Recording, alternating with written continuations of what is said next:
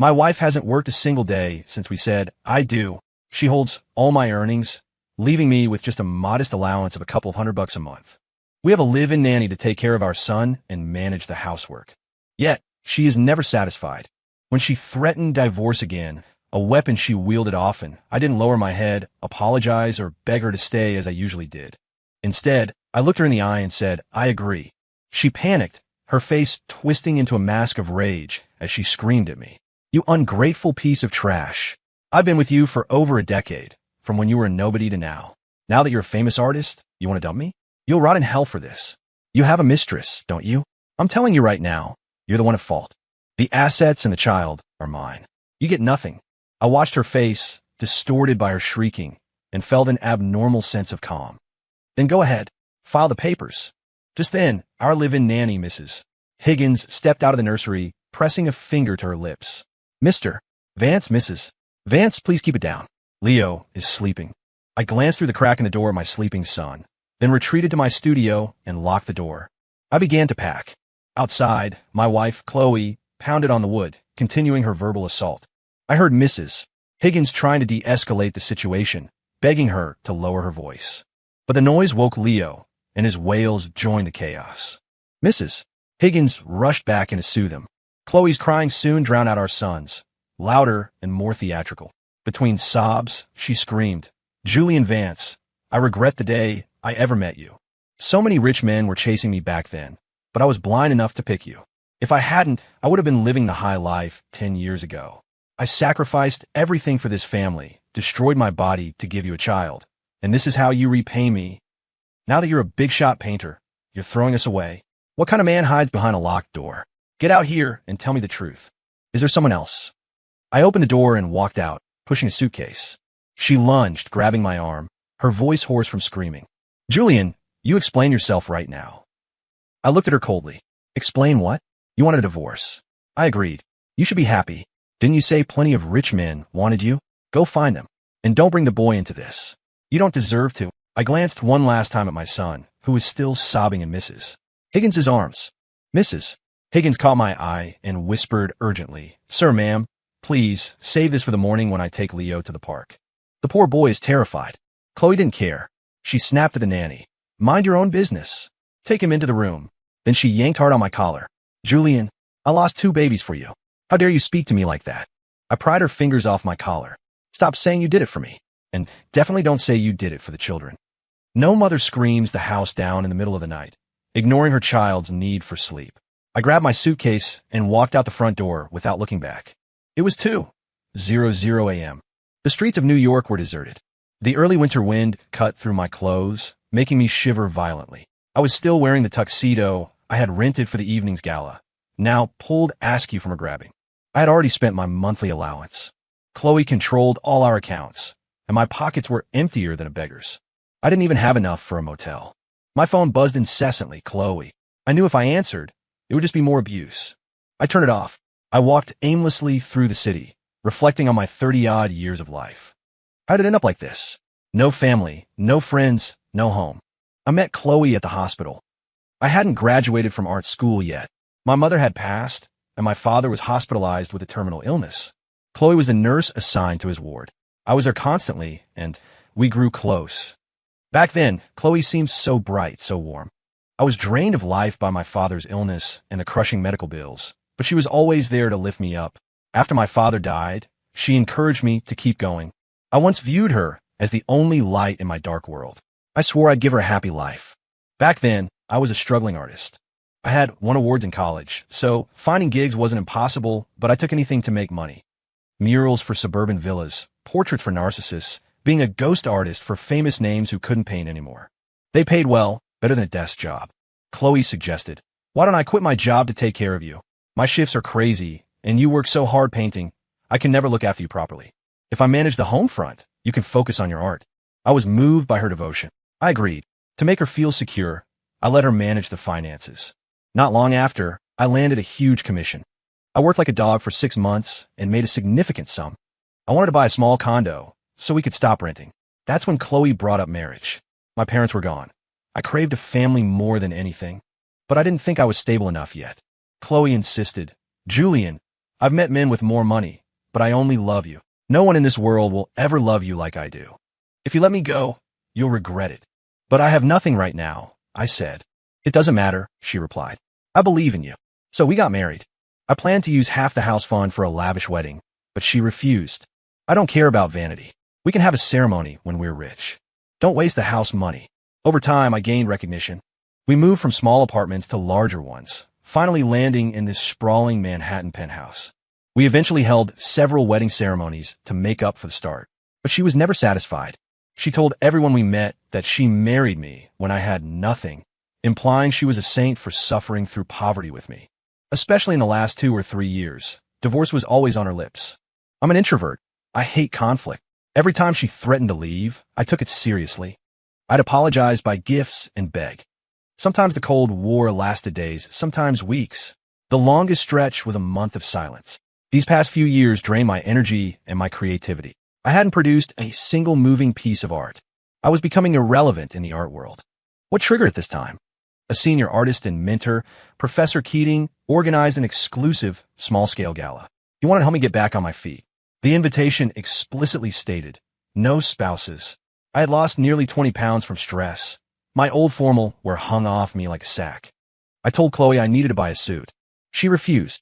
Why can't I go? Do they think they're better than me? No matter how I explained, she wouldn't listen. I had to use my allowance to rent a tuxedo. During the event, I kept my phone on silent while talking business, missing dozens of her calls. When I got home, the explosion occurred. I thought about Marcus Thorne, a fellow artist at the gala. Years ago, he was nowhere near my level.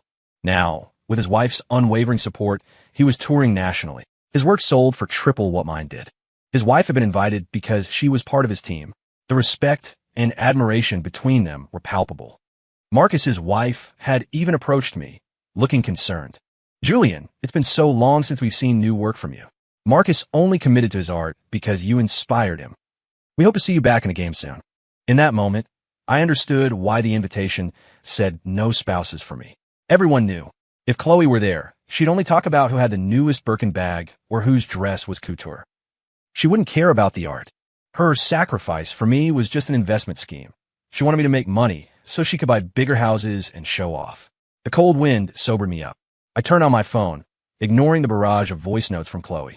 I scrolled to a contact I hadn't used in years, a legal consultant named Elena Ross, who had handled a contract for me once. I sent a text. Elena, I need to consult with you about a divorce. Let's talk when you're free. It had been 5 years since I last saw Elena. When we met the next morning at a cafe, she looked shocked. Julian, you've lost so much weight. Is it a health issue? I gave a helpless smile. Something like that. I haven't had a full meal in years. She looked confused. That can't be right. You sold those pieces a few years back for a fortune. You should be financially set for life. How can you be starving? Why was I starving?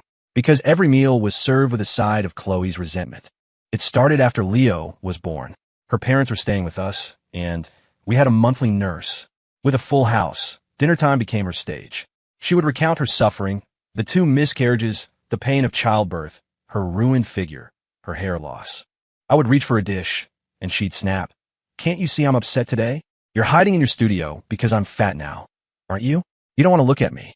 I haven't bought new clothes in ages, and you haven't even noticed. My friend's husband just bought her the new Chanel, and I don't even want the bag. I just want you to care. Once, even her own parents couldn't take it. Chloe, her father said, you control all of Julian's money. He barely has enough for coffee. If you want the bag, buy it. She burst into tears instantly.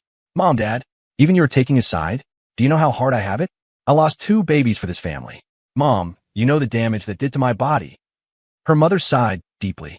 Oh, Chloe, that first baby was 6 months along. I beg you to keep it. You were the one who snuck off to that shady clinic to check the gender. Julian never said he needed a boy. And the second time, Mom, I'm your daughter. He's not your son. Get straight. It was like that every night. Whatever appetite I had was destroyed within minutes. So I told Elena I just stopped eating. Elena froned. Julian, regarding the miscarriages, didn't you try to stop her? The first time was over 5 years ago. I was away at an exhibition. By the time I got back, she had already done it. She lied at first, said she lost the baby, and cried in my arms for weeks. I felt guilty for years, thinking I wasn't there when she needed me. I only found out the truth when her parents let it slip years later. Elena asked, and the second one? Was it also because it was a girl? I laughed bitterly. The second one was even more tragic. A year after the first abortion, she became obsessed with conception dates. She told me, I went to a psychic. She said it has to be this month. If we miss this window, we have to wait a year. I'm almost 30, Julian. I want to be a mom. Last time was an accident, but this time I promise I'll give you a healthy son. I told her seriously, Chloe, we don't need a boy. I would love a daughter. As long as it's our child, I don't care. She nodded and agreed, but she had her own agenda. She got pregnant, but at 8 months, she had to induce labor, a stillbirth. Was it a girl again? Elena asked. Severe fetal deformities, I said quietly. That's impossible, Elena said, shocked. With modern ultrasounds, you'd catch that way before 8 months. Julian, where were you during this? I was renovating the penthouse. I admitted. I wanted to wait until after the baby arrived to move, but she found this luxury apartment while pregnant. She put down a non-refundable deposit and listed our current place without asking me. I had to scramble to buy the penthouse to save our finances. She went to her parents' house in Jersey to rest while I stayed in the city, renting a studio, managing the renovation, and painting to pay for it all. She told me, Julian, don't worry about visiting constantly. You're busy, and I have my parents. Just come when the baby is due. I protested, feeling guilty about the previous time. No, I need to be there. The renovation is almost done. By your 8th month, I'll be by your side every day. When I visited her at 7 months, I found her drinking some dark, foul-smelling liquid. What is that? I asked. Are you sick? It's nothing, she said, waving me off. Just a herbal supplement from a holistic healer. My friends swear by it. It guarantees a healthy, strong boy. I felt a pit in my stomach. Where is this healer? Are they licensed? Is this FDA approved? She was evasive, pushing me out the door, telling me to go finish my paintings. I returned to the city, but my anxiety spiked.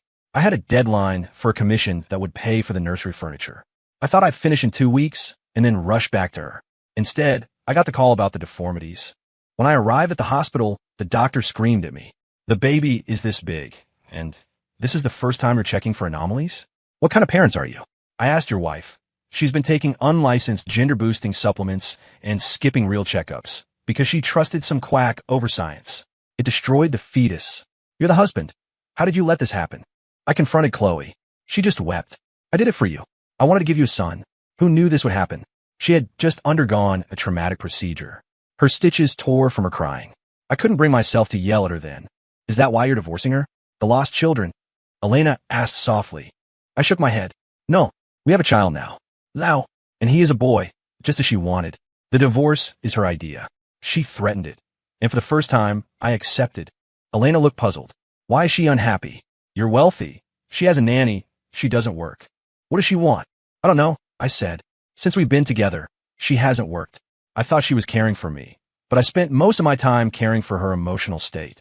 Elena watched me for a moment. So, you really done this time? I sighed. I finally realized something. I want a home so badly. But if that home is cold and makes me want to run away, I'm better off homeless. Life is short. My parents wouldn't want me to live like this. If I stay, I destroy myself. I haven't painted anything real in years. I have to do this for me. Elena nodded, her demeanor shifting to professional sharpness. All right, let's sign the retainer. I don't have any money right now. I admitted, embarrassed. Please, she scoffed. I helped you sell a painting for 6 figures once. I'm not worried about your ability to pay. She helped me find a temporary apartment. I ignored Chloe's calls and texts. I called Mrs. Higgins to check on Leo. Mr. Vance, Mrs. Higgins whispered over the phone. Chloe hasn't slept day or night. She's either crying or smashing things. Leo is terrified. He wakes up screaming. Sir, maybe you should come back and calm her down. The boy is developing a trauma response. I knew Chloe. If I went back, the cycle would never end. I had to stand firm. If I folded now, she would only get worse. And frankly, she didn't love Leo. She never breastfed him because she didn't want to ruin her shape or give up wine. Yet she binge-ate junk food until she was unhealthy anyway. She always claimed everything was for the child, but it was always for her. I called my mother-in-law and asked her to check on the house. I actually got along with Chloe's parents better than she did. 6 months ago, they were helping us with Leo, but Chloe kicked them out, saying, "We have a nanny. Why do I need you two hovering?" This time, I was playing for keeps. I hadn't originally planned to fight hard for custody, thinking a mother is best for a child. But now, I couldn't leave Leo with her. While waiting for the court date, my inspiration returned like a flood. I painted 3 pieces I was actually proud of. I posted them on social media, and inquiries poured in immediately. Elena called to tell me she had filed the papers. Julian, it seems leaving that environment has been good for your art. If you want to sell these, I can handle the contracts. I don't want to sell them, I said immediately. I want to do an exhibition. I want to be a real artist again, not just a content machine for cash. I believe in you, Elena said. But Julian, prepare yourself. This divorce isn't going to be quick. It might take longer than you expect, Elena warned. I've spoken to her counsel. She rejects the equal division of assets and refuses to give up custody. We're likely heading to a contested trial. I can wait, I said. No settlements, no mediation. Let's follow the law to the letter. A few days later, I logged into X, formerly Twitter, to check the feedback on my new paintings. Suddenly, my notifications exploded with hate. So you're the scumbag artist. Your wife gave up her career to support you, and now that you're famous, you dump her for a younger model? You're trash. Ladies, this is why you never become a stay-at-home mom. I heard she stuck with him when he was broke, lost 2 babies for him, and now he's trying to steal her only child. How do people like this exist? I heard he's an orphan. No wonder. Broken people break people. Cheaters should lose everything. Boycott his art. Who buys paintings from a narcissist? Someone had even doxed Elena's personal account, claiming she was my mistress. They were swarming her comments section. I called Elena immediately. I'm so sorry. I didn't mean to drag you into this. She laughed it off. Don't worry about it. I have the law on my side. I've already flagged the worst offenders for defamation lawsuits. Since I represent you, I added you to the filings. Your art is safe. Don't let the trolls get to you. The first hearing is soon. The first hearing, when is expected, no divorce granted yet, because Chloe refused to agree on terms. She demanded I leave with nothing, but she had zero proof of infidelity. She just cried about the hardships of being a housewife. I appealed immediately. I handed Elena the surveillance footage Mrs. Higgins had sent me, videos of Chloe's meltdowns and neglect of Leo. But while we waited for the second hearing, Chloe escalated. She took to TikTok and Instagram. She branded herself as the ultimate victim, miscarriage survivor, wife of a cheating celebrity artist who was trying to steal her baby. It checked every box for viral sympathy. Her posts hit the trending page. Emboldened, she agreed to a partnership with a digital media company for a live stream special. A 24-hour day in the life of a single mom reality stream. She set up cameras in the living room and nursery. She announced it on social media, and the support was overwhelming. Men think making money makes them kings. Show them how hard we work. Unpaid labor is still labor. Go get him, Chloe. Mrs. Higgins called me in a panic. Chloe had given her 2 days off and forced her parents to leave again.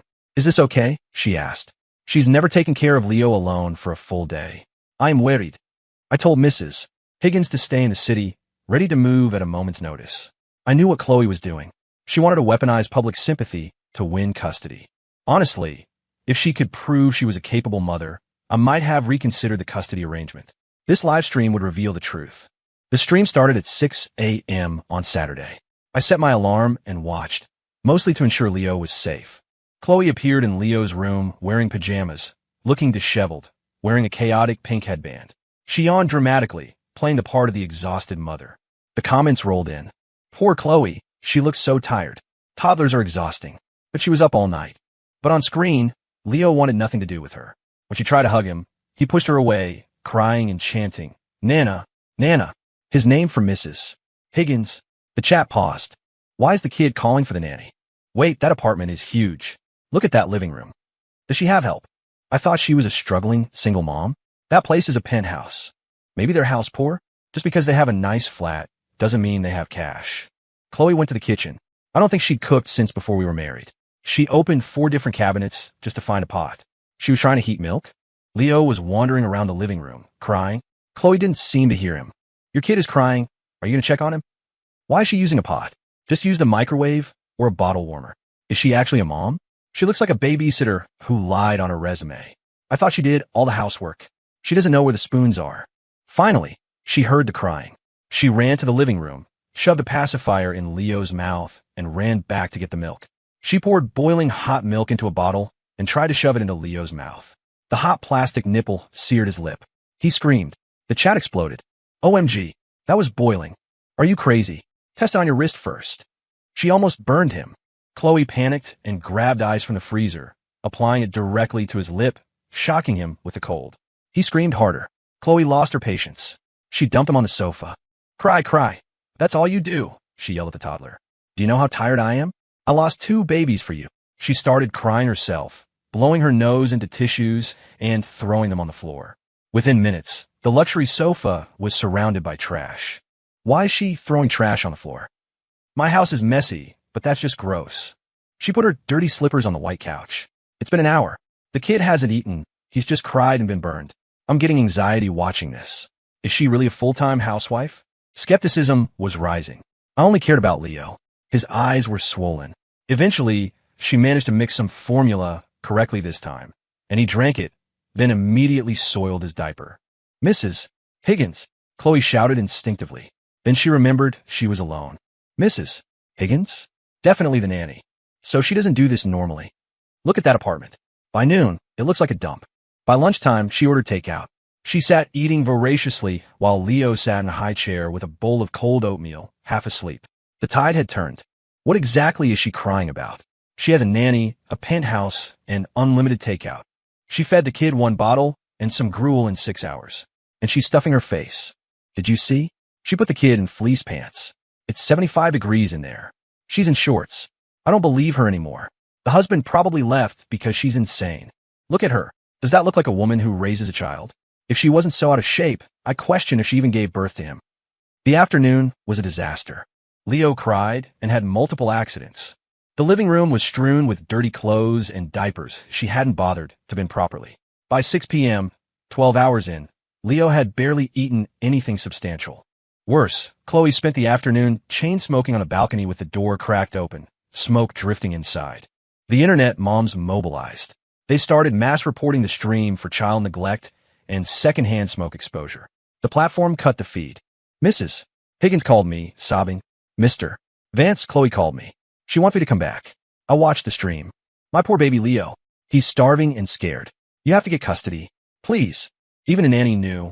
Before the stream cut, Chloe had been caught on a hot mic slapping Leo's hand and calling him a burden. I was furious, but I knew this was the end for her. She had handed me the evidence on a silver platter. After the stream ended, she went back to X/Twitter, trying to spin the narrative again, bringing up the miscarriages to garner sympathy. I'd had enough. I contacted the doctor who treated her years ago and subpoenaed the records. I posted a redacted version on my social media, along with proof of Mrs. Higgins' employment contract and salary for the last 2 years. The truth was out. Holy SHD. She aborted a 6-month-old fetus because it was a girl. She took black market pills to force a boy and caused a deformity? That's monstrous. And she blames the husband? If I were him, I would have left her years ago. She's the villain. I actually feel bad for the artist guy. Save a kid. Chloe deleted her accounts. Mrs. Higgins told me Chloe's parents had come over and screamed at her, telling her to apologize to me and beg for forgiveness. Chloe threw a tantrum and kicked them out again. The second hearing was swift. The assets were split 50-50ths. I was awarded full custody of Leo. During the asset division, I discovered the only thing we actually owned was the penthouse. The millions I had transferred to her over the years, gone, squandered on bad investments, scams, and vanity. Since I had the boy, Chloe demanded the apartment. You can have the penthouse, I told her in mediation, but you have to buy out my half. I don't have the money, she screamed. Elena filed for a forced sale. The apartment went to auction and sold for less than market value. After paying off the mortgage and fees, we split the remainder. This is your fault, she shrieked when she saw the check. You made us sell it cheap. You owe me millions more. Shall we audit the accounts? I asked calmly. I gave you 7 figures over the last 5 years.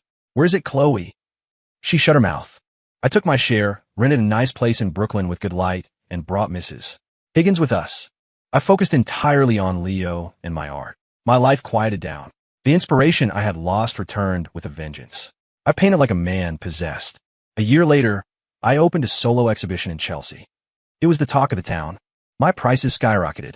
I had found my way back to the dream I had in art school. On opening night, I was giving an interview outside the gallery when a woman rushed the velvet rope. She was filthy, her hair matted with grease, smelling of stale alcohol. She latched onto my arm. Julian, I regret it. Please forgive me. I'll never leave you again. I love you. Security was on her in seconds. It took 3 men to peel her off me. It was Chloe. I barely recognized her. She had gained even more weight, and her clothes were stained and tattered. The paparazzi recognized her. Flashbulbs erupted. Aren't you the ex-wife? Why are you here? Do you regret the divorce now that he's famous again? Is it true you spent all the money? Chloe stood there, face burning red, surrounded by judgment. I adjusted my jacket and walked away, flanked by my team. I whispered to the head of security, "If she comes back, remove her. Don't bother telling me." "Understood, Mr. Vance." I stepped into the gallery, into the warmth and the light, free from the cage that had held me for so long. The future was mine and Leo's. Story complete.